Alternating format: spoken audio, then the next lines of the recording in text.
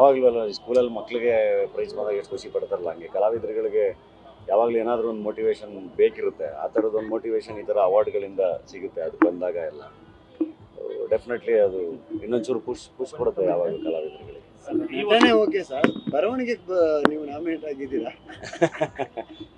ಅದೊಂದು ಬರೆಯೋದು ಒಂದು ಖುಷಿ ಅಲ್ವಾ, ಲಿರಿಕ್ಸು ಇದು ಎಲ್ಲ ಏನೋ ನನ್ನ ಖುಷಿಗೆ ಬರೆಯೋದು. ಅದು ಯಾವಾಗಲೂ ಅದು ಪಲ್ಯಾಗೆ ಬರೆದಿದ್ದು ಲಿರಿಸಿಸ್ಟ್ ಆಗಿ ನಾಮಿನೇಟ್ ಆದಾಗ ಖುಷಿ ಆಯ್ತು ನನಗೆ. ಪರವಾಗಿಲ್ಲ, ಅದಕ್ಕೂ ನಾನು ಪ್ರೈಸ್ ಬರುತ್ತೆ ಅಲ್ಲೋ ಗೊತ್ತಿಲ್ಲ, ಬಟ್ ನಾಮಿನೇಷನ್ ಆಗಿರೋದು ಯಾವಾಗಲೂ. ಈವನ್ ಫಿಲ್ಮ್ ಫೇರಲ್ಲೂ ಲಿರಿಸಿಸ್ಟ್ಗೆ ನಾಮಿನೇಟ್ ಆಗಿತ್ತು, ಆದರೆ ಅಲ್ಲಿ ನಮ್ಮ ಕವಿಗಳಿದ್ರು ಲಕ್ಷ್ಮಣ್ ರಾವ್ ಅವರು, ಸೊ ಅವ್ರಿಗೆ ಸಿಕ್ತು. ಬಟ್ ವೆರಿ ಹ್ಯಾಪಿ ಅವ್ರಗಳ ಜೊತೆ ಎಲ್ಲ ನಾಮಿನೇಷನ್ ಆಗಿದೆ ಸಾಹಿತ್ಯಕ್ಕೆ.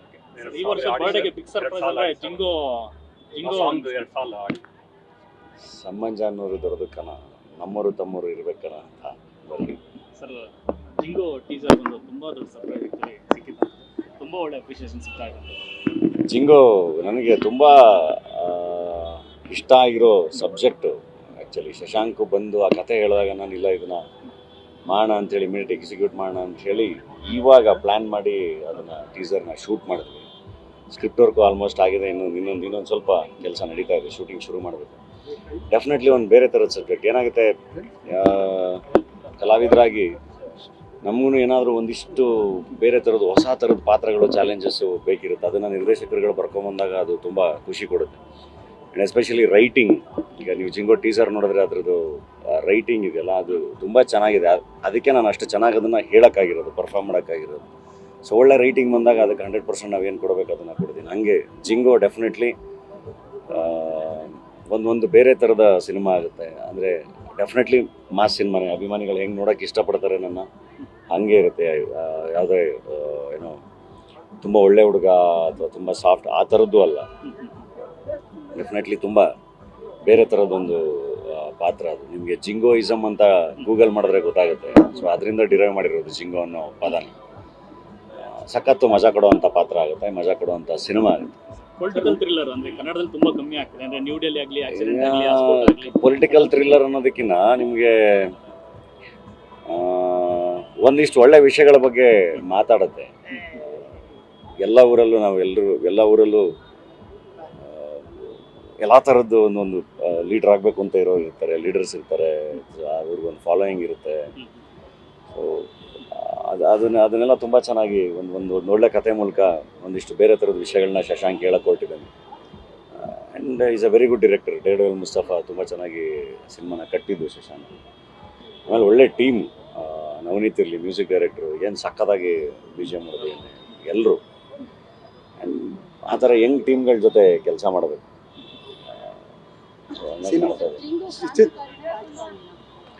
ಅದು ಸಿನಿಮಾದಲ್ಲೇ ನೋಡಿ ನೀವು. ನೋಡಿದಾಗ ಒಂದು 10 ಜನ ಲೋಕಸಭಾ ಟೈಮಲ್ಲಿ ರಾಜಕಾರಣಕ್ಕೆ ಬರ್ತಾರೆ ಸುದ್ದಿ ಆಗ್ತಿತ್ತು. ಈಗ ಸಿನಿಮಾ ಮೂಲಕ ಇಲ್ಲ, ನನಗೇನು ರಾಜಕಾರಣಕ್ಕೆ ಬರೋದು ಅದು ಇದೆಲ್ಲ ಇಂಟ್ರೆಸ್ಟ್ ಇಲ್ಲ. ಬಟ್ ಡೆಫಿನೆಟ್ಲಿ ಜಿಂಗೋ ಆ ಥರದೊಂದು ಪಾತ್ರ, ಒಬ್ಬ ಲೀಡ್ರ್ ಅವನು. ಸೊ ನೋಡಿ, ಮೇ ಬಿ ಒಂದಷ್ಟು ದೃಶ್ಯಗಳ ಬಗ್ಗೆ ಹೇಳಿರ್ತಾರೆ ಸರ್. ಅದೇ ಮಳೆನಲ್ಲಿ ಸ್ಪೀಚ್ ಕೊಡೋದನ್ನ ಭಾರತ್ ಜೋಡೋ ಯಾತ್ರದಲ್ಲೂ ಒಂದಷ್ಟು ಇಲ್ಲ. ಅಂದರೆ ಸಿನಿಮಾಗೆ ನಿಮಗೆ ಅಂದರೆ ನನಗೆ ಅದ್ರ ಬಗ್ಗೆ ಐಡಿಯಾನೂ ಇರಲಿಲ್ಲ. ನನಗೆ ಶಶಾಂಕ್ ಹೇಳಿದಾಗ ಮಳೆಯಲ್ಲಿ ಅದು ತುಂಬ ಪವರ್ಫುಲ್ ಆಗಿರುತ್ತೆ, ಚೆನ್ನಾಗಿರುತ್ತೆ ವಿಜುವಲಿ, ಸೌಂಡು ಎಲ್ಲದನ್ನು ಅಂತ ಅಂದು ಹಾಗೆ ನಾವು ಮಾಡಿದ್ವಿ. ಆ್ಯಂಡ್ ಡೆಫಿನೆಟ್ಲಿ ಸಿನಿಮಾಗೆ ನಾವು ವಿಜುವಲ್ಗಳನ್ನ ಕಟ್ಟಬೇಕಾದ್ರೆ ಯಾವಾಗಲೂ ನಮ್ಗೆ ಏನು ನೋಡಿರ್ತೀವಿ, ಏನು ಇದು ಮಾಡ್ತಿರ್ತೀವಿ, ಅದರಿಂದನೇ ಲೈಫಿಂದನೇ ತೊಗೊಳೋದಲ್ವ ಎಲ್ಲದನ್ನು.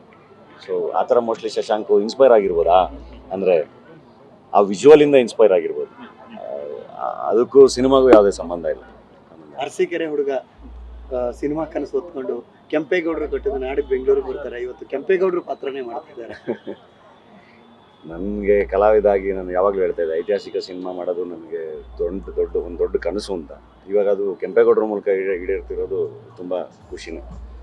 ಇಂಡಸ್ಟ್ರಿ ಹೀಗಿದ್ರು 4 ಸಿನಿಮಾ ಪ್ರೊಡ್ಯೂಸ್ ಮಾಡ್ತಾರೆ ಡಾಲಿ ಅವರು.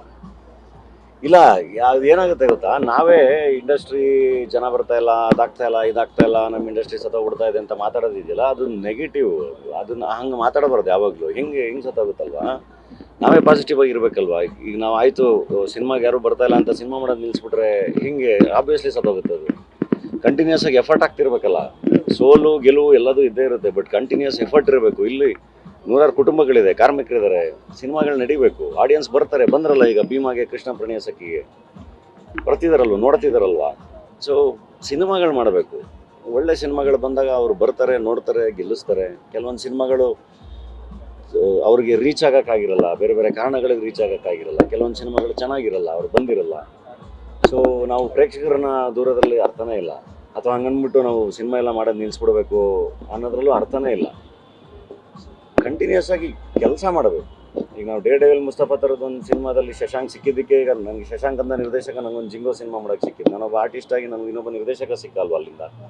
ಆ ಸಿನಿಮಾದಲ್ಲಿ ಆ ಇಡೀ ಟೀಮು ಜೊತೆ ಇದ್ದಿದ್ದಕ್ಕೆ. ಹಂಗೆ ಈಗ ಟಗರು ಪಲ್ಯದಿಂದ ಒಬ್ಬರು ನಿರ್ದೇಶಕರು ಹಂಗೆ ಅವರೇ ಬಂದು ಮತ್ತಿಲ್ಲೇನೋ ಒಂದೊಂದು ಸಿನಿಮಾಗಳು ಮಾಡ್ತಾರಲ್ವ. ಸೊ ನಾನು ಕಲಾವಿದ ಆಗಿ ಇಲ್ಲಿ ಬದುಕಬೇಕು ಅಂದರೆ ಒಂದಿಷ್ಟು ಜನ ಹೊಸ ಕಲಾವಿದರು ಕ್ರಿಯೇಟ್ ಆಗಬೇಕು, ಹೊಸ ನಿರ್ದೇಶಕರು ಬರಬೇಕು, ಹೊಸ ಟೆಕ್ನಿಷಿಯನ್ಸ್ ಬರಬೇಕು. ಹಂಗಾಗಿ ಏನೋ ಒಂದು ಮಾಡೋ ಒಂದು ಒದ್ದಾಟ ಅಷ್ಟೇ. ಸಿನಿಮಾಗಳು ನಡೀತಾ ಇದೆ. ವಿದ್ಯಾಪತಿ ಶೂಟಿಂಗ್ ನಡೀತಾ ಇದೆ, JC ಯೂನಿವರ್ಸಿಟಿ ಶೂಟಿಂಗ್ ನಡೀತಾ ಇದೆ. ಇನ್ನೊಂದು ಸಿನಿಮಾ ಇನ್ನೂ ಅಂದರೆ ಟೈಟ್ಲು ಅನೌನ್ಸ್ ಆಗಿಲ್ಲ, ಶೂಟಿಂಗ್ ನಡೀತಾ ಇದೆ. ಕಂಟಿನ್ಯೂಸ್ ಆಗಿ ಕೆಲಸ ಮಾಡಬೇಕು. It's okay. ಏನೋ ಕಂಟಿನ್ಯೂಸ್ ಆಗಿ ಎಲ್ಲವನ್ನೂ ಗೆದ್ದಿರೋ ಅಂಥವ್ರು ಯಾರೂ ಇಲ್ಲ, ಯಾವ ಸ್ಟಾರ್ಗಳು ಇಲ್ಲ.